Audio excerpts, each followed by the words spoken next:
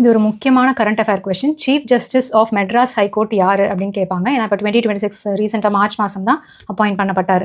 So இவர் யாருன்னு பார்த்தீங்க, சுஷ்ருத் அரவிந்த் எஸ்ஏ தர்மாதிகாரி. ஸோ இவர் வந்து நம்ம மெட்ராஸ் ஹைகோர்ட்டோட 55th தலைமை நீதிபதி, அதாவது chief justice of Madras high court. முன்னாடி வந்து கேரளா ஹைகோர்ட்டில் வந்து இருந்தார். ஸோ அங்கேருந்து இப்போ வந்து மெட்ராஸ் ஹைகோர்ட்டோட சீஃப் ஜஸ்டிஸாக வந்து அப்பாயிண்ட் பண்ணியிருக்காங்க. ஸோ இப்போ யார் அப்பாயிண்ட் பண்ணியிருக்காங்க அப்படின்னா நம்ம பிரசிடென்ட் தான் இதுக்கு அப்பாயிண்ட் பண்ணுவாங்க. ஆர்டிகல் 217 படி. ஸோ ஆர்டிகல் 217ல் இவருக்கு வந்து என்ன குவாலிஃபிகேஷனாக இருக்கணும், இவர் எப்படி அப்பாயிண்ட் பண்ணலாம், ஸோ இவர் ரிட்டையர் ஆகணும்னா எப்படி, ஸோ அந்த விஷயம்லாம் மென்ஷன் ஆயிருக்கும். ஸோ அதுபடி பிரசிடென்ட் அப்பாயிண்ட் பண்ணுறாரு. எப்படி அப்பாயிண்ட் பண்ணுறாரு, இப்போ இருக்க மெட்ராஸ் ஹைகோர்ட்டில் இருக்கிற கரண்ட்டாக இருக்கிற சீஃப் ஜஸ்டிஸ், அதே மாதிரி இப்போ நம்ம ஸ்டேட்டில் இருக்க கவர்னர், அதே மாதிரி சீஃப் ஜஸ்டிஸ் ஆஃப் இந்தியா, இவங்களோடலாம் வந்து கலந்து ஆலோசித்து அதுக்கப்புறம் தான் அப்பாயிண்ட் பண்ணுவாங்க. சரி, அப்பாயிண்ட் பண்ண பிறகு யார் அவங்களுக்கு வந்து பதவி பிரமாணம் எடுத்து ஓத் டேக்கிங் சொல்லுவாங்க.